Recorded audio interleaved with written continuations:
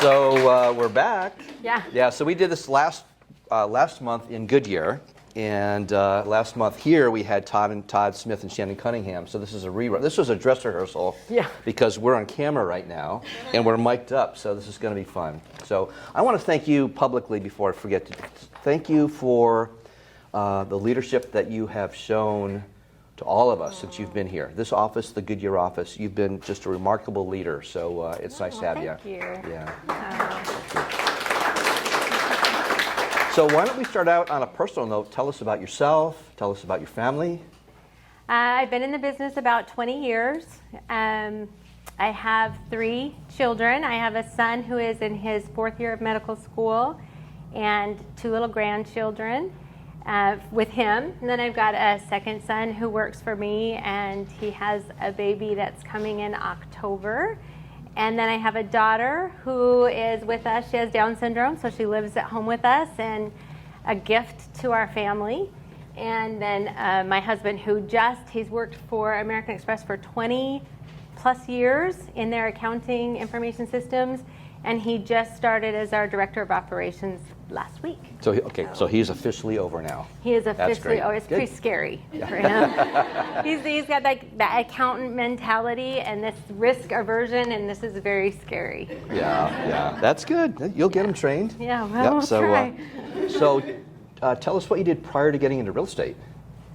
I used to be a paralegal for a large software company, which is part of the reason contracts don't worry me. I like contracts. I did that for quite a while, and then we moved to California once my husband got his accounting degree. He worked for one of the big firms, and I had 2 little kids, and so I started babysitting. And I always had 2 children that I was watching, my boy's age. Then we moved to Wisconsin, did the same thing there, just trying to make money for our family, and then moved here and then watched kids here until I got my real estate license. And that was in what year that you got licensed? 01. 01, okay, all right, great. What made you decide to become a realtor? I have 4 of my sisters were realtors in different states, but I grew up in a family of sales. My dad was he was an investment broker, an insurance broker, and so I just was familiar with sales, and it just felt like the right thing to do for flexibility reasons, especially for my daughter. She was going into preschool, and with Down syndrome, they have all-day preschool, so I knew I would have my day free, but I wanted to be flexible for therapies and other things that she was dealing with. So it just felt like a good mix of being able to be a mom, but maybe have a career. Yeah, definitely. Well, you were kind of almost obligated, right, family-wise? I mean, yeah. They all were making me. Yeah. So going back to like your first year or so in real estate, tell us about that. What was that like for you? Do you remember how many transactions you closed? I don't remember how many transactions, but what I can tell you is the first transaction. So I had just got my license, and it took me a while. I know Sherry got hers like in 2 weeks. It took me like 2 months because I was doing it just at night, and I was taking as many classes as I could almost every night. But I had kids, and so I was trying to work around that, my husband's job, and so I remember I had just got my license the very end of February, and my husband was in the front yard working, and the neighbor, the mother and mother-in-law of the neighbors was out front in their yard, and he was talking to her, and she was so frustrated because her daughter was going to be getting a divorce from this gentleman next door, and she was telling my husband about it, and she said, we're gonna have to sell the house. It's just a pain. And this is 20 years ago. They didn't have DocuSign. They didn't have anything. And I've never done a deal before.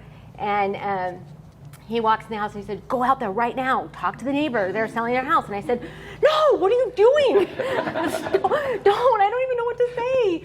He said, go now. She's waiting for you. I am literally telling you, I did not want to go. No, I went to school. I have a license. Right. I did not want to go. I felt completely uncomfortable. But I walked on out there, and she was kind of a little bit of a difficult, prickly lady. And so I was a little bit like trying to sidestep, and I knew there was a lot of frustration over the divorce. Anyway, she let me take the listing. And so I had the listing. It was the hardest transaction. The gal had moved to California in the boondocks with her family, so you had to fax everything. They didn't have great service. It was just, I had no clue what I was doing. And it's my next door neighbors. So I know the buyers are going to be my neighbors. And it was just a really tough transaction. And so day of closing happens, and they didn't move out.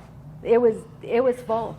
And I called the husband. Now she's gone. I called the ex-husband, and I'm like, what are you doing? What do I do? I have no idea what I'm supposed to do.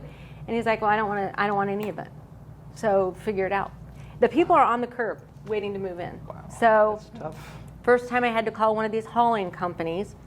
They came in, they hauled everything out. Later learned I can't do that. I mean, that's their stuff. But I didn't know what to do.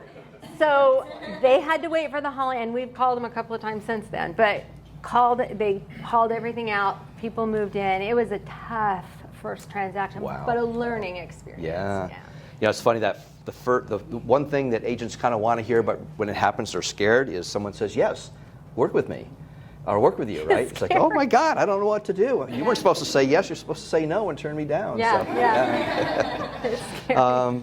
So I'm just curious, like, what in the early years, what did you do to your business? What foundations did you lay for your success today? When I was doing that school, because it did take a while, I made sure I told everybody that I was going to real estate school because it felt less solicitation. You know, it was like, hey, I'm going to real estate school. There's no pressure on anybody because I don't have my license. So I told everybody I could think of that I was going to real estate school. Then when I got my license, back then, I don't know if anybody's scrapbookers. You remember like physical scrapbooks?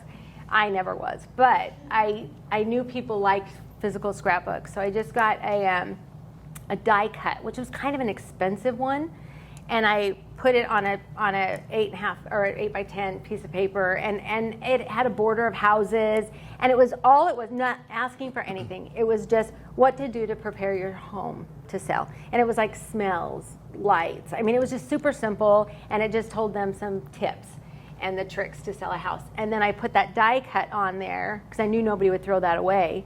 And then I bought magnets at Office Depot or whatever it's called, Office Max, and got my card and stuck it on these magnet card holders. And then I put that in that die cut thing and sent that to everybody I knew, everybody I could think of. Because people don't throw magnets away. So between the die cut and the magnets, I just figured it'll be on their fridge. They'll see it. So. Now, I'm going to interject a question that we didn't do before. Were you getting any kind of mentoring from your sisters?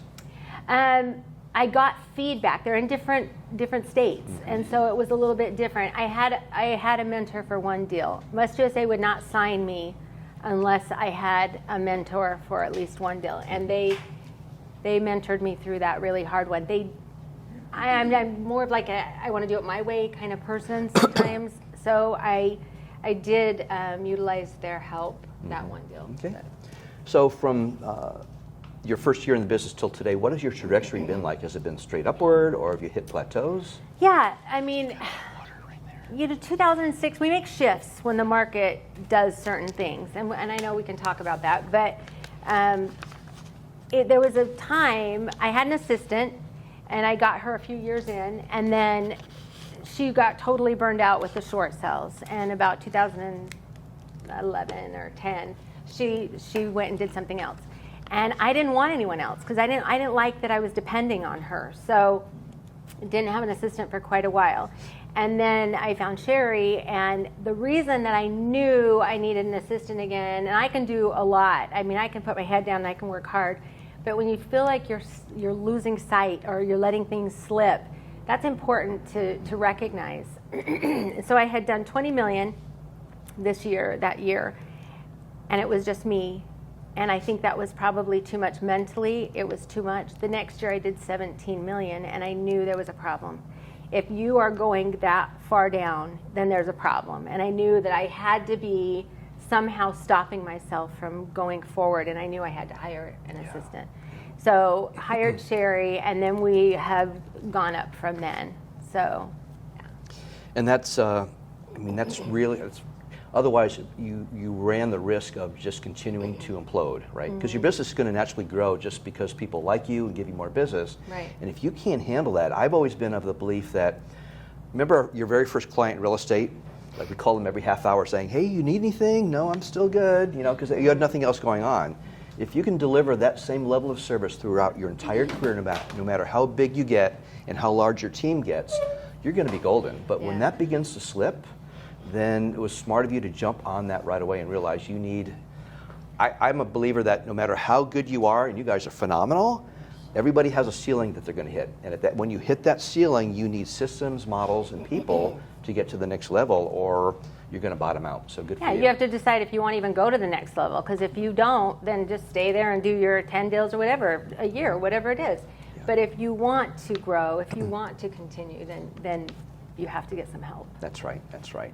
And let that be a lesson. And one thing I want to make clear here that I've sort of picked up from watching you guys and just talking to a lot of agents, some of whom are not with KW, just this whole team thing. You know, you don't have to have a gigantic team. I mean, here we have 2 individuals working together that close over 100 transactions a year, and you don't have 5 or 6 or 10 buyer brokers out there. And if you, again, follow the model that we have in the MREA, and that is your first 2 hires are not salespeople, right? They're administrative people. Right. That's key to build that foundation. So everybody in here, if you don't have an assistant, you are your own assistant. But with you and one good assistant can easily get to 50 to 75 transactions, maybe 100, depending on how good your assistant is, without a problem. You know, I think we hold ourselves back sometimes, and that isn't maybe what we want to do. We don't want to hold ourselves back. But when you're seeing a chink, when you're seeing an error that maybe you forgot this person or you forgot a date or something slipped, you need to get somebody else. Yeah. Plus, you know, at the end of the day, too, you have a spouse, you have children, you have family, grandchildren, and so, you know, that's less time away from them as well. Plus yourself. I mean, you need to have some breathing room. Yeah. Right? Yeah. And that's what goes first. Your breathing room goes first, because you got to take care of people. That's right. And this is just my feeling, I always say I have a team, because even when it was Sherry and I, because you have title people, you have lenders, you have inspection people, you have a photographer, whatever you have, that's your team. So if you're like, I'm just a single agent, you always have a team. It's just how we define it that's different for all of us. Yeah, so true. All right, so you got your license in 01, right? Yep. So you've been through a little bit of a normal market, 01 to about 03, right? And then it went crazy wild up, crazy wild way down with the Great Recession, then another boom, and now we're seeing a leveling off, hopefully not a crash, but a leveling off. Yeah. So what have you done during all those shifts in the market to shift your business? I think the most important thing that we can do, I mean, we obviously have a great resource with Cromford Report and, you know, options where we can learn what's happening in the market. But I remember in 06 standing in a driveway of somebody who we were trying to sell. And it might have been 07. It was as it was starting to go down. And to me, if I were to describe it to somebody, it was like the lights were switched off. It was doing great, and then all of a sudden I'm not getting the people through. I'm not getting, it was a little eerie. And I remember standing in that driveway saying to them, I feel like the lights were shut off. If you can see ahead of time what's happening in the market, you're invaluable to your clients. Right now, we should be telling our sellers, consider selling. If you're selling in the next 6 months, consider selling right away. The market isn't, from my perspective, or it doesn't appear that it's going to crash, but it is definitely cooling off and heading to that balance, which that's okay. That's great for our buyers. But if we can see for our sellers' sake, hey, you might want to think about doing this ahead of time, you become such a huge resource to them. They'll never forget it. So I think it's just learning and seeing. No, it is. And I mean, really ever since the crash, people have asked, you know, is it going to crash again? And we're getting that question a lot. And we should, you know, again, I think you and I and most people in the industry feel like, no, it's not. It's probably going to level out because it can't stay there. You can't go up 40%. We've been up, 40% since the beginning of the year. The year's not over yet. You realize that 40% is like 10 times the average appreciation of 1 year in a normal market. You can't sustain that. just to give them that peace of mind. But I agree, always be on top of things. There's no excuses anymore to not know what's going on in the industry with a comfort report or just talking to top agents. Yeah. And just sort of let them know that. But I agree. I think, and I just told a client recently, because I still do some selling, you know, don't wait. Get your house in the market now, because that, plus we've got the normal seasonality coming up where things tend to slow down in the fall and the winter. And it's up to them. I always tell them, do what you want. Yeah. But let me give you the advice that I would, from a professional standpoint, because then you've given them the option. But it's time to get those hard homes sold. The great, beautiful homes are still selling nicely right now. But the hard homes we want to get those on the market. Yeah. So let's switch to lead generation. And let me preface this. Let me ask the audience a question. Give me an example of lead generation. No. Having a conversation about real estate. Okay. So to me, when we talk about lead generation, anything is lead gen. It's not picking up a telephone and calling somebody or knocking on a door. Mailing a postcard is lead generation. Talking to a past client, anything that gets you business that you're in your productive time in, that's lead gen. Yeah. So with that in mind, tell me about your lead generation. And I call it opportunities. We are always looking for opportunities to put in the pipeline, even if they're not. We've got some clients who aren't selling until February, or I just heard from a client today who's thinking of March of next year. Those are all opportunities in the pipeline. So my lead gen, we have a lot of repeat. We have good, loyal clients. Now, trust me, when I read my database and I see the people who have gone somewhere else, it hurts. You're like, well, I thought we were friends. I thought I did a good job. But there are circumstances that occur, and some people cannot use you for whatever reason, or don't feel that they can say no to a family member, or there's a divorce, or there's things that make it difficult for them to use you. That's okay. I never let them go. Even if they're not using me for this transaction. I just got a call today from somebody who I sold their house, how long? 5 years ago maybe, and they bought the home. They sold it with a good friend after that, and they bought a home I listed. So they came back to me through the listing side, and I was like, you could have saved some money. I'm here. But I never quit marketing to them, never quit expressing gratitude for their friendship or whatever I needed to do to let them know they matter. And got a call today saying they're thinking of selling their home. That's great. And they didn't call this friend. So why? I don't know why. I'm meeting with them on Saturday. So Well, it could be one of two reasons, right? Maybe the service that person delivered was not good, or, and we know this from NAR, right? Was it 75% of realtors do not stay in touch with their past clients? And so that could be, Yeah. Could be any. I mean, I specialize in an area. It could be, who knows? I'll find out. I'll find out, because you got to know why those people are coming to you. It helps you with your return of your investment. Did they come to you because of something I sent out? So yeah, but lead gen for me is a lot of referral. I've not farmed before. I am changing that. I know Tom's done a farming class. I know farming is important. I farm my database, but I have not farmed a new subdivision. So we are just gearing up for, and I learned that from your farming class, from the Cunningham team, and we're going to start farming an area. So I'll find out if that is a lead gen or not. But we just try and put it out there every which way that we can. But we definitely touch our database. Our database is golden. So every month, what do you guys religiously do to get your name out there? Religiously, we send out an email every month. Every other month, it's a video. Every other month from that, it's a written document, whatever. It's about the market update, whatever. But every month, we send out an email. And we could do a lot more. But I send random notes to clients. I send video notes. We're starting a pop by, which I mentioned in the last one, but we're really excited about this. We're going to pop by these people's homes, these that have closed in the last quarter. Because you know how often you sell someone a home and they want you to come back and look at the home, and how often do we do that? You guys might be good at it. I'm not. I just don't have that much time. So if we block that time and we say this is for pop buys, then we go back and we look at what they've done with their home. But we make it a little bit of space between the closing and the time that we go back. So So that's going to become solidifying a it. system for you. Yeah. yeah. So I want you to get to that.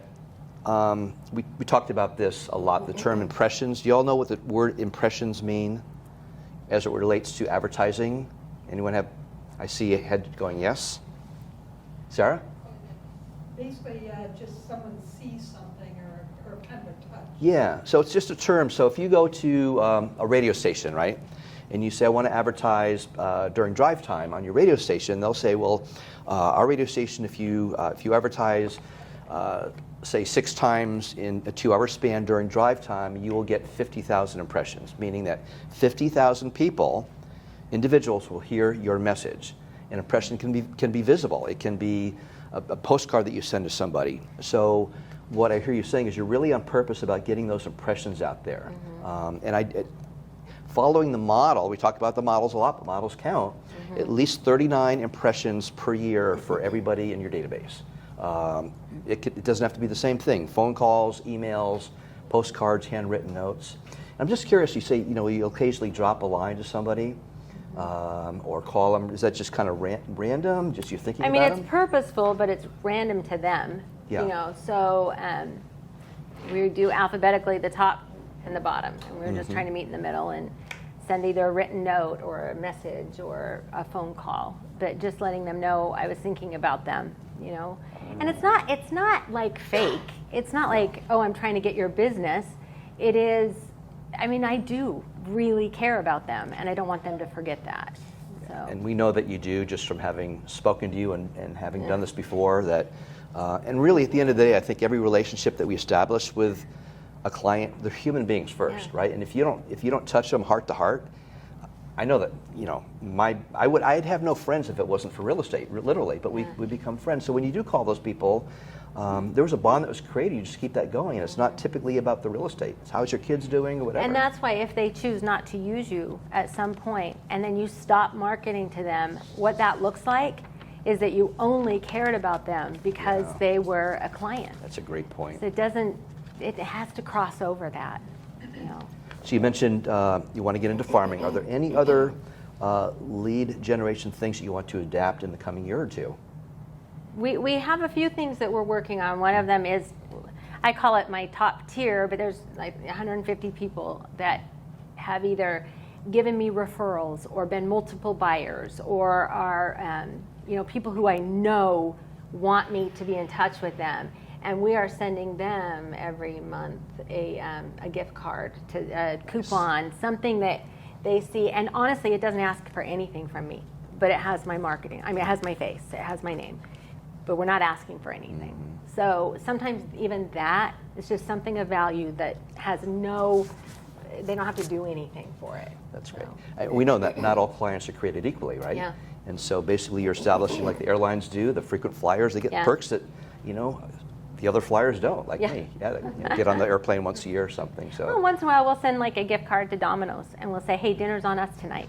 It's totally random. It wasn't anything they thought would be coming in the mail, or Sherry will drop it by, and so that just makes people feel good.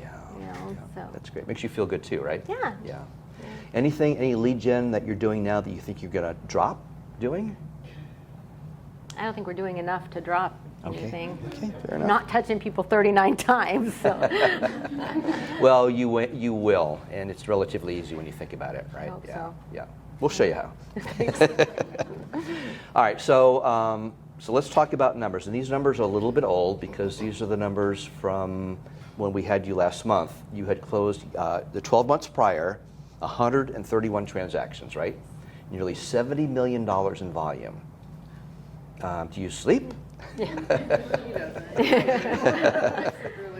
How do you do that? I think there was a time, I can't remember if it was 18 deals in June, but there was a lot in June.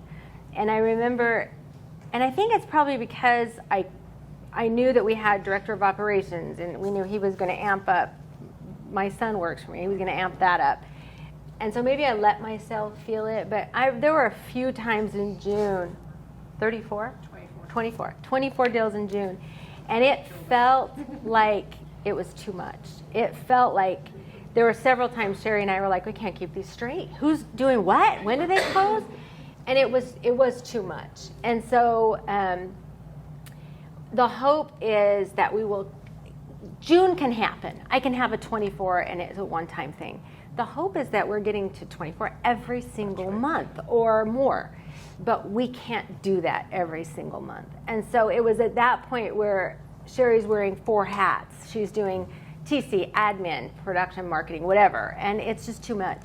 So by bringing other people in, at that point, the hope is that we will really start to grow, that we can focus. Her umbrella is now going to be the escrows, the buyers and the sellers. That's what we're dealing with. And then all this other stuff can go to someone else. So yeah, it costs us more, and it might impact income, but it will hopefully help the growth. Yeah. So. Well, so 24, you can do it again because you've done it once, right?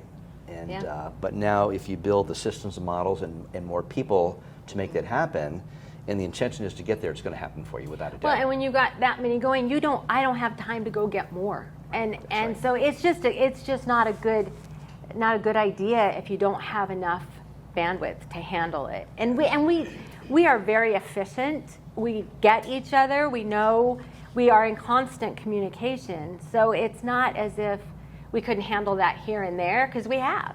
But we were also learning the new system. That's true, and we were new to Keller Williams, so it was an added what the crap are we doing? so it was a learning curve on top of that, but it felt pretty overwhelming that month. But I don't feel that today, and I think that it helps to know our numbers, to know what we're looking at, to know where we're going. So. Well, that's a nice segue, because I was going to talk about your business. Like we talked about lead gen. Let's roll into, have you been running your business like a business? Are you going to be more intentional going forward to run it like a business? Not at all. I have not been running it like a business at all. And I was thinking about that because, and you'll probably talk about this, but I've never had a coach, never. And so when I came to Keller Williams, it's a really high advisory to have a coach. And so I now have a coach who I actually met this first coach twice or so, we switched. And the coach I have now is on fire. She is so do this, Rebecca, and what I'm learning, what she said to me last week was, why are you so afraid of keeping track of your numbers? Why do you act like that's a negative thing? And I've thought about that all week, and I think what I was feeling was, if I care that much about the numbers, I'm losing the people. I'm not approachable. It's too businessy. It's too cold. It's too serious. And I think what I've done this week is give myself permission to look at those numbers and let this be the business that it is on the back end. Have people running it like it needs to be run, because I am not good at that. That is not my strength. I don't know how to, run a P&L or whatever, and I got those at the end of the year. Every year I'd hurry and make one up for my tax person as fast as I could. Systems in place, it's going to give you peace of mind and even more leverage and time to deliver the personal side, because that's who you are. Yeah. And then you have all your back end, which is going to be Stephen and all of that happening behind you. Mm-hmm. So your P&L is more reactionary for Uncle Sam and IRS. It was. Okay, got it. Now we will be running it through the right way, because there's an insisting director of operations who's saying that has to happen, and he quit his job, so we are I'm a little more accountable than I was. Well, that's good though. That's a little bit of added motivation. Yeah. So we know that within the all top agents, for the most part, at least what we preach, is the 30-30-40. Mm-hmm. So 30% cost of sale, 30% on expenses, operating expenses, and 40% profit, hopefully, right? Mm-hmm. And we know that within that, there's tried and true, your buyer's agent should be on a 50-50 split. Some people put them on a 40 or 60-40, mm-hmm. 60% to Rebecca, 40% if I'm her buyer's agent. Most of the time 50-50. And then your admin staff making anywhere from maybe 36 to $3,000 to $4,000, maybe a little bit more, up to $50,000 per year. Are you going to be following all those models and really paying attention to the 30-30-40? I think what we're doing right now is just he's auditing all of it. So I don't even know. Honestly, I don't know how to do I didn't know how to do all that. So we're just learning now. Okay. Oh, I didn't know that, and I didn't know that. So it's going to be some growing pains for me because I now realize how important it is that it's a profitable business. Now remember, he was working and he was making a nice paycheck. So I didn't have that same accountability that some of you have that are bringing in your sole income. That was a luxury for me, and I understand that and I appreciate that. That's not the luxury that I have anymore. And it's really not the way to do business, you know? No, when you're doing over 100 transactions a year, it's a business. Yeah. Yeah, and so, but I don't want you to, I mean, I know you don't, I've heard your story many times before, and that is that when you suddenly get busy and you understand, like, I've got to pull this together. You know, what pulls it together, the glue, is running it like a business. Yeah. And so most people seat of the pants, right? You know, like Post-it notes, like it's tax time, and you're going through your receipts, which are in boxes everywhere, or in your glove compartment. And so it's great that you've got somebody like Stephen. It's even better that he's your spouse. He's trustworthy, and Yeah. obviously knows what he's doing. So that's a good thing. Yeah. Yeah. So if we do the numbers, 70 million divided by 131 closings, your sales price is way up over $500,000, so over 512,000 or something. Have you been purposeful about that? No. So we closed a couple that were under 200,000 last year. Last month. It is, my sphere of influence and my location tends to be a higher price point, but it's not on purpose. That just happens to be where my sweet spot is and where I live. But I've sold a mobile home for $30,000. So none of it matters. Everybody's value is as important. It does not matter where they're at. We've sold $3.5 million, and we've sold, the $30,000. Yeah, so. that's great. That's great. So let's talk about the industry. We know you've been in it long enough to have experienced what's happening, and Zillow obviously has come on the scene, and now there's other companies, many of whom have a mission to basically get us out of the picture. They want to go direct to consumer, right? And in our company, of course, has taken the stance that we are a tech company, but we're not agent enhanced tech. We are basically, our tech enhances us as a realtors. Right. But what do you think about what's going on out there? Where do you see things heading in the future with companies like there's a couple, the iBuyer companies, yeah. I don't know. There have been times where I've probably been as nervous as you guys about it. I'm not so much anymore. Some of that is because I would never buy a house without seeing it or having somebody represent me. There will be people who do, and that's totally fine. Those are people, it's convenience versus the amount of money that they're going to get for their home. So I met with somebody probably about a week and a half ago, and he was a referral. He had already contacted one of the iBuyers, and they were actually giving him more than I think I could have got him, because they are, I think if I were to assess what they're doing, they're buying high and holding, hoping they can sell for more. So they're grabbing as much inventory as they can. They're going to be losing in their shorts if things change. But they're not that smart. They don't think outside of their boxes. And so I'm talking to him and I'm saying, listen, I don't know if I can get you this much. I can try. I can give you full service. I can do everything I can. Well, this is his mom's home. She's passed away. He has no interest in hanging around and not having it be convenient for a little bit more money. So for him, the iBuyer makes sense. That's an investor. All the iBuyer is an investor. And if somebody wants to use an investor, that's who they're going to use. So we just shift and provide full service. If we're giving them full service hand-holding, making sure that they know we're here for them, I think there will always be a market for an agent. Now, certain markets, that's probably going to be harder. Millennial or even younger than the millennial, they're very used to like this digital world. That might shift as they start getting into that point of purchase. So I don't know what will happen in the next 10 years, but I think we're here right now for sure. Yeah. And I think as you alluded to, that the shift that we're going to be seeing here, and it's not a fall off the cliff shift, it's just a return to normalcy. Yeah. It's going to weed out some of these companies. Mm-hmm. We've seen it before. We saw it during the crash. Companies like Help You Sell and those discounters went bye-bye really, really quickly. Because suddenly the public understands that I need to sell a house or I need to buy a house, I need a professional, I'm going to call Rebecca. Well, and I think that's what like the Open Door and the Offer Pat and those guys, I think they're seeing like, oh, if they can sell their house for more, they're not going to sell it to me. So I'm going to offer what the market will give them because, haha, I'm going to sell it again. And we're just now in that shift where they could be the, they could be in musical chairs and they could be the man out. But I don't know that. But the market, they shifted and started offering more in order to build up their inventory. Yeah, that's exactly right. Yeah. What's your favorite business book? That'd be the MRE. Okay.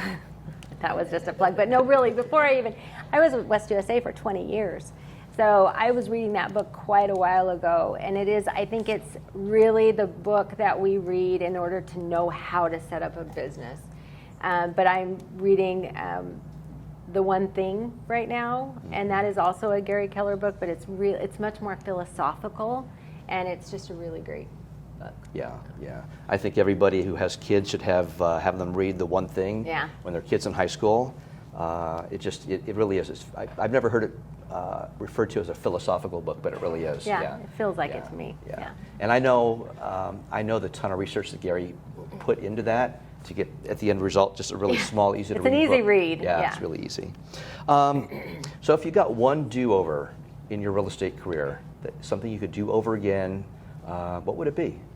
I probably would be more of a business and still try and keep the passion and the relationship. But that P&L I think is a big deal. I also think I would do a CRM early on. I was just using an Excel spreadsheet for years and years and years until I was mocked. That's the only reason I went and got Wise Agent, because somebody made fun of me on a panel one time. And so but those can help really keep track of your business. So, yeah. Okay.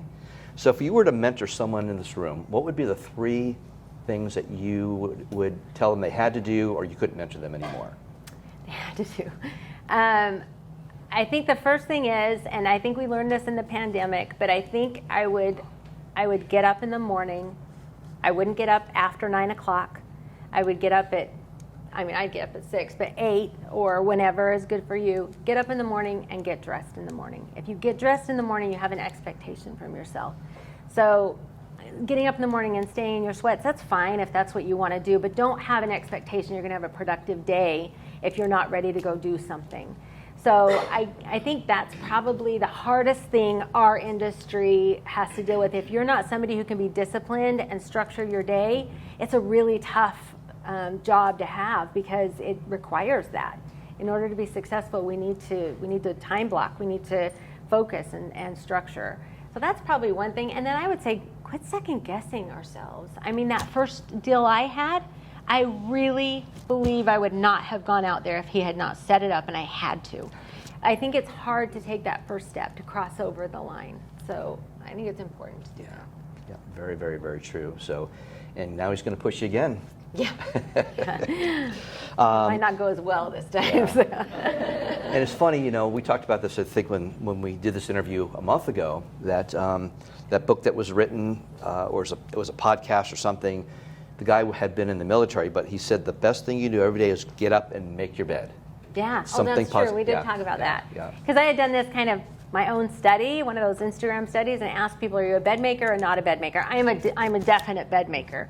And it was like 60% were bed makers. And because I had read a study where if you make your bed, you feel like you have been productive. Your room, your bedroom feels cleaner and organized. And when you organize your room, your life feels a little more organized. So I thought it was an interesting study.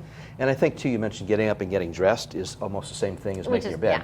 Yeah. But I think the pandemic has almost given us, an opportunity to say, well, I can just stay in my sweats today and not make my bed because I might be back in it at 10 o'clock in the morning. And you can. It's your choice. You could do that. It's just, in my mind, if I'm not getting dressed in the morning, I'm not feeling like if somebody calls me, I need like 3 hours to shift my mind and change. And so it's just not, I don't think we're as prepared to accomplish something. Yeah. So your husband's on board. Your son's on board, Zach? Mm-hmm. Yep. Where do you envision your business 3 years from now? 3 years from now, we're sitting up here, and you go, wow, I cannot believe what has happened to my business and my life. What's that look like for you? I think that in just a short time, I already feel like there's a trajectory that is in an increase in business. Obviously, I don't ever want to be less than the year before. We always want to be going forward. I don't know that we'll have buyer's agents and listing agents. I don't know any of that right now. What I do know is I think we'll be more efficient. We'll be able to service our clients in a better way, and we will continue to grow. So I expect a lot. Yeah, and I would contend too that you kind of, am I wrong in saying this, you kind of see where you can get to better today than maybe 6 months ago? Oh yeah. Okay. Better a month ago than, Yeah. even I feel better today Sure. than even a month ago. Okay. So you had a really special, cool Zoom meeting last month, right? Yeah. With someone really special. Yeah. So tell us about that. And he is talking about, I had a phone call or a Zoom call from Gary Keller. And we had actually scheduled a Zoom call, and then he had something come up, and I actually didn't transfer so we set it up again, and I did not translate the time. We were talking different times. So I missed the second call. I'm like, oh, how embarrassing is that? Sorry, Gary, I'm really busy. So it was a third try, and he was just so warm and so kind and just purposeful and mindful. Told me just about his life. It wasn't really about real estate. It was just how he got to where he was. I said, who's Keller? Who's that guy? Williams. And I'm sorry, and Williams. Yeah, Williams. I was like, who's Williams? He probably asked himself that too. So Yeah. like, who's Keller? Yeah, who's Williams? And he told me that whole story. He was just really great, and in his little office, and it was a little over an hour and a half, and he was just so kind. And then his birthday was a few days later, and he had given me his email, and so I had sent him a message saying happy birthday, and he had sent me back something, and he was just a really good man. It made me proud to work for this company that he is a part of, started. Yeah. So. That's really cool to get that much time with him. He's a busy guy. Yeah. And then of course Not more busy than me, apparently. And then your coach now was handpicked for you, correct? Yeah, so I had a coach who I'd met with a couple times, very nice lady, maybe not the energy level I was looking for, but very nice lady, I'm sure very capable. But in talking to him, he said, do you have a coach? And I said, yeah, I do. I said, I've only met with her a couple of times. And he said, well, I have somebody that I have in mind for you. And I said, okay. How do you tell her that, And he said, I'm gonna set that up personally. I'm gonna take care of that. And he did, and she's really a powerhouse. She's amazing. And she teams up with him. She's in continual communication with him. So yeah, she's been great. That's great. I'm happy for you. I really am. Thank you. So, well, I'm going to get to questions in a second. A couple things. Next week in the Goodyear office, we're going to do another Red Chair interview with Todd Smith and Shannon Cunningham that were here last month. So if you're welcome to attend that, they're on track to close 300 transactions this year. They closed 268 last year. That's going to be also from 1 to 2:30. I think it's Thursday the 19th if you want to attend that. And then jumping ahead to September 30th, we're going to have a very special guest, actually not even with KW, and I think his team is on track to close over 500 transactions this year. And really, he's a good friend of mine, and Andrew's gotten to meet him too, so he's going to be out here doing that for us. So what questions do you all have? And don't be bashful. Oh, there we go. Yes? Could you tell us how your schedule is? And what That's a good jobs question. you did versus, you had to have a tight ship. I mean, Yeah. put that many through with 2 people. Yeah. You have to be right on target with your schedule. And it's important when you hire an assistant that that's someone who you are in sync with. And I think that we have a unique, we both are really hardworking. We don't put lines on ourselves. And so that really helped. My job is to bring the client. Now, that doesn't mean Sherry doesn't send people my way.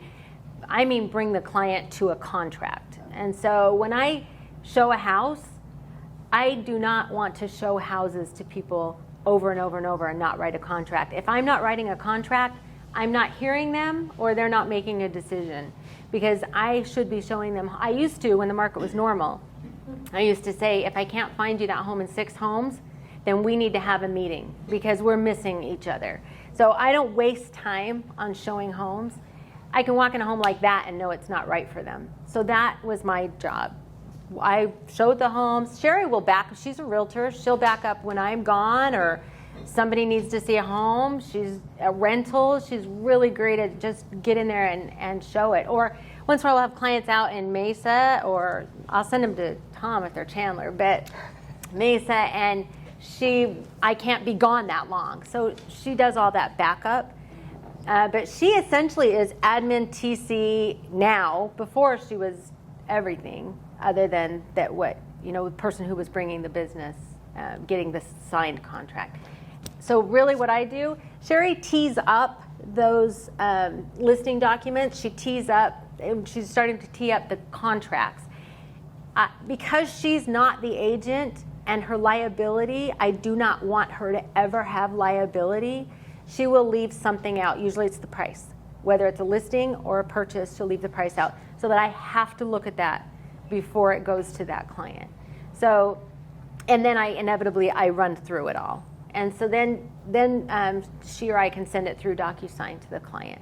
So she does the TC admin. She keeps my schedule. She really is kind of like, I can call her and say, Sherry, how do I look for this day? So really she does a lot of that. And then I do the contracts. So it sounds like a great admin is your number one. Oh, yeah. That A great position, admin is yeah. number one. And an admin who can fulfill the TC role is ideal. Yeah. Yeah, that's the best hire you can make, is a great administrative person to start out with. Yeah. Denise? Yeah, I had a question kind of to piggyback on her question, because I'm having a hard time wrapping my head around 100 and something deals by yourself. So I kind of want more information on how you structure your showings, and I'm glad that you mentioned that you go out purposely believing that you're going to write a contract Yeah. on that property. How does that translate, or how do you make that work in today's environment where we're up against 10 offers? It's so much harder. It's so much harder. I was talking about Kyle's deal. I've shown those people so many homes, because when you're in the 350 and under, that's just, and they can't cover a gap. They can't go up higher. I'm just going to end up writing a whole bunch of offers. That isn't going to be the case all the time. But there are people who I know they could write an offer. And if they aren't, if I just keep showing homes, then I pull back a little bit and I try and figure out what are you really wanting. The 2008, the crash, there's some people who have PTSD from that. And I have clients who have been renting from that time, and they could easily buy. But they are so afraid of buying. And I'm telling people now in this market, maybe quit using the, hey, it's a great market, it's going to go up, to you are now buying interest rate. So you're purchasing affordability, not the home price. You can't be looking at the home price. If it goes down, it goes down, but make it affordable. And then when the crash first happened, what I was telling people is, buy a home that if something happened, you could rent it. If something where you had to move away or you had to change your path, have a backup plan. That's not easy to do right now with the current prices. So now I've switched that to, listen, you're buying affordability, and you're going to lose that affordability as the prices, even if the prices don't keep going up, the interest rate goes up by 1%, you lose a great number of those buyers. So I think isn't 0.5% equals about 10% of the home value? Yeah, it's pretty significant. it's significant. Yeah. Robert?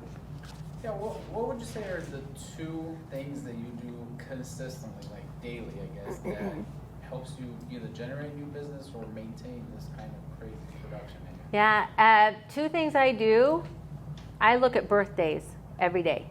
I make sure I know if it's someone's birthday that I know, I reach out to them and I wish them a happy birthday. That way I know I'm touching them 1 time a year personally. So, and that's a big deal to me. The birthday wish is a big deal to me. So I look at birthdays every day. And then the other thing that we do is we communicate on where we're at on files, where we're at with the market, where are we at with this listing and this schedule and this, because we have fires that come up all day long. So we just make sure that we're in tune with each other. So it's kind of that, Sherry and I, we have a Tuesday meeting every week with everybody, but Sherry and I communicate every day and figure out where we're at, what are we looking at for the day. So it's basically time blocking your day. So these huge numbers are mostly repeat referrals, or are you also generating new? I don't know. We're going to start tracking that. There you go. You will know. Yeah, something the coach said was interesting to me is you'll be surprised at where your buyers and sellers are coming from. And she said that because I always just say, well, they're all referrals, because we don't really have a farm. So it is mostly referrals, but why are they referring? I've had this week 2 calls off of, I don't even know where they came, I think Zillow. And I'm not a Zillow Premier agent. I think I am, but I don't pay them. So we need to track it to know where they're coming from. But most of it, I think, is repeat or referral. Repeat or referral. A referral of somebody Yeah. that used you. And we've had people that have used somebody else, either another agent or gone to iBuy, and they always come back. She always gets sad, and I said, they'll be back. And we had 2 of them this week come back. That's Yeah. awesome. That's Yeah. awesome. So to maintain it, sorry guys, if you have questions, just jump in. I'm intrigued.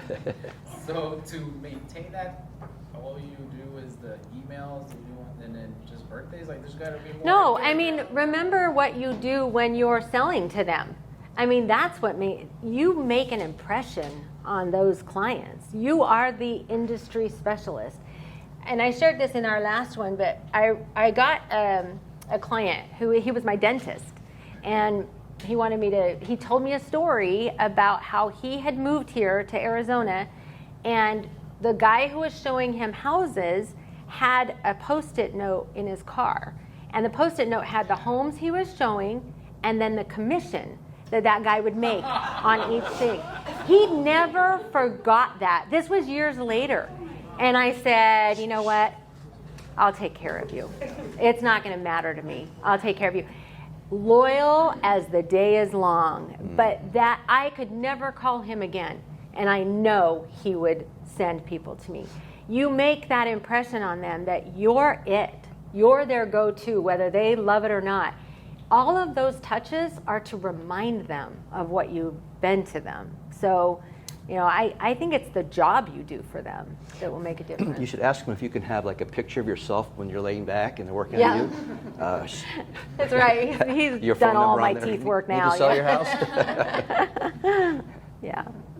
So yeah, it's really about what service, what value are we giving them initially? And that's the truth. I mean, how many times have we had people that have delivered mediocre service or poor service, but they do stay in touch with us? It's like, man, you know what? Nah, I'm just not going to use you again, no matter how much they stay in touch or send you gifts or whatever. So Or they that's true. will until someone bumps you off. And so I always feel bad when somebody comes to me after they've gone to somebody else, because I'm like, that guy's been bumped off. I feel bad for him.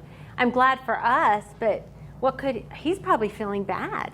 So we just remember, if you're not performing, if you're not giving them value, then you're on a bubble. And somebody comes in and there's 30,000 realtors who are willing to help them, Answer So. your phone. Yeah, that's true. That's one thing we that's hear one thing all the time. You're golden at. I mean, truly golden at. So yeah, that's the key. Answer your phone. Joseph and Joanne Calloway, those Callaways, same thing. They're like adamant. We never want to ever have to return a voicemail. We want to answer the phone when the call comes in. So key. Yes. What's your number one goal you hope to achieve working with your coach, and who's your coach? I don't know that I have a goal yet. I'm just learning this whole coaching thing. But she's excellent, and I think my number one goal would probably be to get efficient, know my numbers, know this is a business, and she can look at her percentages and know exactly what her average percentage of each commission or general commission is, or her production, or how many sales she has. I don't keep track of any of that. Sherry knows it, but I don't keep track of it. So it's not like I'm not doing anything. I just know if I have to ask something, Sherry will know it. So yeah, she's excellent. I know she's not taking coaching people. I don't know. Can I say her name? I don't know. Sure. Her name's Charlotte Savoy, and she is. She doesn't do coaching. It was just she's doing that for Gary. So. Well, She's fantastic. yep. She's good. Yeah. She's pretty good. Yeah. But that's an honor for you. It is. Yeah. It's a. And maybe it's a Gary huge just honor. saw like this lady really needs some help. That's likely what it was. Like we're gonna lose her. I don't know. Does Sherry have a twin sister or cousin? Right. You cannot touch Sherry. She is off limits. Who else? Who else has questions? And can I just hurry and say, with your assistant, what I find people saying is they hire an assistant, that assistant goes off and does their own thing, or they go in and they become an agent. That's not what Sherry wants to do. And so that I'm not worried that Sherry's going to go and all of a sudden take my clients or anything like that. It's not like that. It's you need to know who you're hiring and what their commitment to the client is, commitment to you is, and that's a hard hire, but a really important one. Yeah, that's a good point. So a lot of people in this industry that love the industry, but they don't want to be out in the trenches, and they would love to be an administrative assistant to somebody that's going to sell a lot of houses. So Yeah. Other questions? I'm sorry. How about some ahas? What have you all learned today? Did you? Oh, go ahead.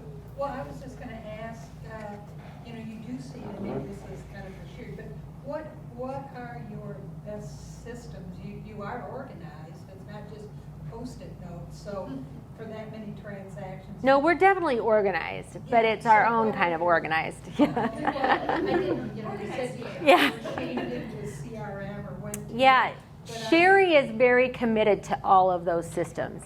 I'm the problem child. I'm the one who's like, Sherry, what was that again? Well, Rebecca, it's on Wise Agent. Well, Sherry, just tell me what it is again.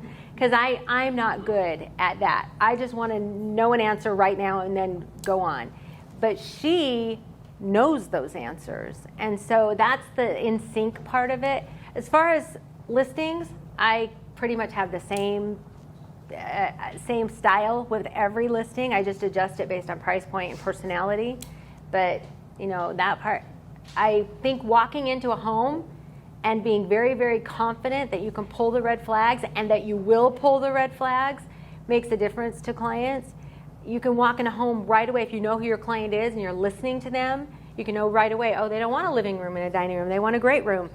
We don't spend an hour in a home they're not going to buy. Believe me, we have clients who do. And they want to read everything on the wall and I'm like, no. We got stuff to do. So it's managing our time. But So to that, just a follow-up, you say you don't track your numbers, but you do more listings than buyers? Or do you have It goals? depends on the year. I mean, like last year, it was probably 60-40. Okay. 60 listing, 40 buyer. Yeah, and the year before, it was the opposite. It was 40 buyers, Somewhere in that 50-50 range because we have a lot of listings that are buyers. Work-life balance, how many hours do you work? A lot. Too much. Everybody's different. I happen to love to work. It is not a negative for me. So, and especially now that Steven is on, that was probably the hardest thing was him feeling like, hey, remember me, And so it was, luckily he had a corporate job, so I knew between these hours he was gone. But my daughter is very important to us, of course, and she's going to be in our home forever. And so it is balancing her too, and it's the three of us a lot. And so I work random hours. I know this is so not what you preach, but I answer my calls always. I don't care if it's 1 a.m. I know people disagree with that. I do not care. Because if I'm going to sell someone's home, and that's the biggest, most important, and they're so stressed out they can hardly stand it, I'm there. And I know not everybody does that, but I actually feel good. Sherry thinks that's just crazy, but I feel good about that. That's who I am. Sherry, what about you? Hours? I have limits, I like to sleep at night, and I silence my phone. I've gotten to where my phone is not. But tell them what I text her during the night, and I don't want her to answer. I just don't want to forget. So she silences it so that she can get it in the morning. Final question, third question, most important question. How much alcohol does it take to run? Zero. Zero. Yeah, We do not drink, yeah. but these have caffeine in them. So, yeah. What else? Any questions? Any ahas? I can't believe she answered the phone at 1 a.m. You what? I can't believe you answered the phone at 1 a.m. Well, it's not a typical client that will call at 1 a.m. Yeah. I do get a lot of texts late, but I don't want to answer the call at 1 a.m., but I will. But you and I have communicated fairly early in the morning, but I'm a night owl. And I'll be sending you emails thinking you won't get them until the morning, and you respond. It's like, what? I'm an early and a late person. So I'm about midnight, and I go to bed. 5 hours. Yeah, and I'm about a 5:36 in the morning person. Now, I have a daughter that has to get up for a day program, so it's easy for me to say that, but she gets up, I have to get her ready anyway, so I'm up. The pandemic, I saw myself slipping to 6:30, and that's not what I wanted. So I wish I was getting up and exercising. Not doing that, but I am working, so. Jesse. What does it look like to identify the buyer that, like you say, you walk into a house and you already know that this is the house you want? What does it look like to know that, to identify that for your buyer? Because, I mean, in this market right now, I mean, I can easily show over 6 homes. Oh, yeah. Yeah. I mean, what does that look like? You know what's hard is when you know your client. I've got a client who she does not care where she lives. She does not care. And she's looking at places that I do not. She's a single woman. I do not feel comfortable with her being there. But she's from out of state. And I'm gently, because I don't want her to think I don't want to show her homes or I don't care, I'm gently trying to say, I don't think you want to live there. And I'm now to the point where I'm like, okay, I've given her every reason to trust me. I need to do what she's asking me to do. Because honestly, I don't know what this might be a castle compared to what she's coming from. I have no idea. But my job is to make sure they know.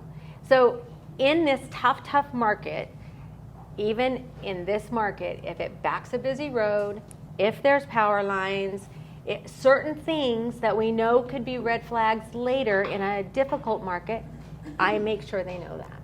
And then I tell them, it's up to you. I had somebody you guys know Lennar does not pay us anything, right? Yeah. Nothing. I think there's something wrong with that. Mm-hmm. They're letting me give up my buyer that I procured, and they're taking that buyer from me. But I had a call from I have a client who's looking for that next gen home. And Lennar does the next gen home. And I've been communicating with this agent saying, hey, can you tell me what's going on? Can you tell me what's going on? And they really need it. They've got a mother that needs to move in with them. She sends me a note. She's got 2. And they just came up. They didn't get in the, whatever they're doing, the little drawings or whatever they're doing. And she's giving my client the chance. And then she puts at the bottom, these are not co-broke homes. Yeah. So I'm like, But you can represent them.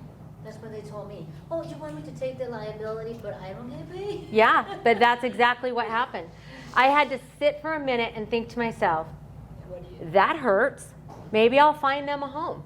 It's not that easy. And so you have to do what's right. And what's right is to send that over to them and say, hey, here's 2 options. I can't represent you, but I'm here to help with anything you need. They were so grateful. They took it. They signed with Lennar. But Lennar, their interest is the builder. So they tell my client, hey, this backs Cactus, but it's a great house. It's got it's got the best flooring. It's got the best. And my clients loved all of the design features. So call me up, and they're like, Rebecca, we really want the one on the backs Cactus, but there's just other internal, and we don't like the color of the floor, and that's a lot of tile. And I said, listen to me. If you listen to me, you will be glad. Do not buy the home that backs Cactus. They're the exact same floor plan. That one's a little cheaper, I think. I can't even remember. It might even be more. I have no idea. But I said, I will support you, whatever you buy. but I'm going to look you in the face, hold you by the face, kiss you on the cheek, and tell you I warned you when you asked me to sell that home, because that backs cactus. So they took the other house. Now, am I ticked that Lennar took my, these are friends and repeat clients. I am ticked. I think that's an immoral thing to do.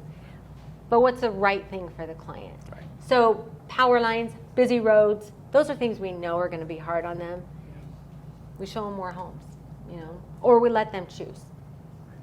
But you learn, experience. You walk in a house and you say, this house has some issues. This house has dry rot. This house, whatever it is, we just be honest with them. Yeah.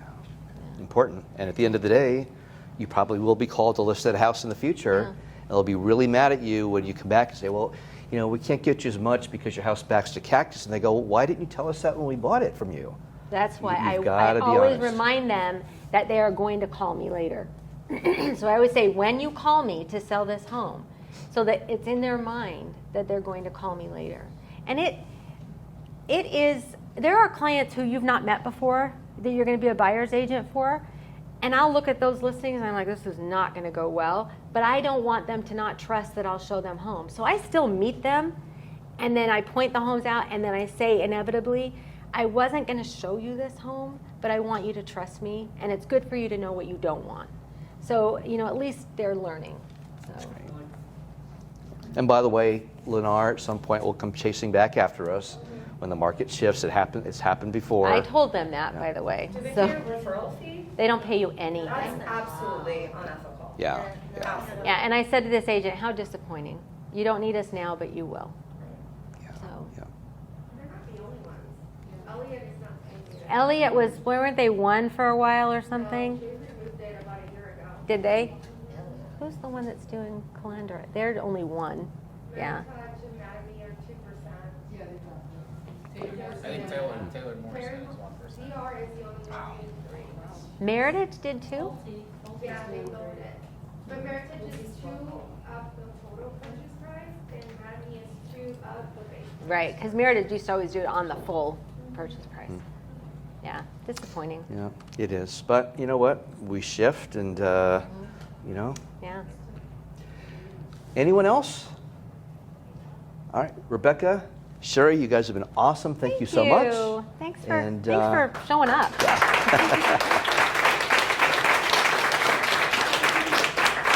Thanks for all of you for being here and being a great audience. Thank you. Yeah. Thank you,